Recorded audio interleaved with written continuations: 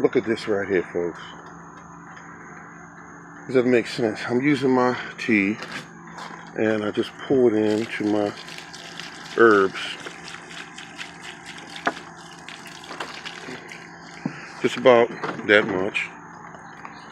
And these are bay leaves, basil. Two different types. See some going to seed. And you can see this, and it's just ridiculous what it does to cucumbers.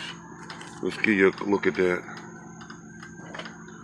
Pull it back so I can't get it all in the shot. That's just crazy. And this one here is more normal size. All from this weed tea. Made from weeds and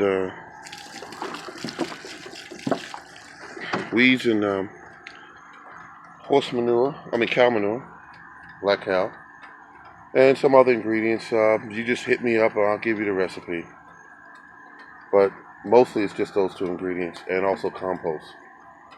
I got some videos up already that might be able to shed some light.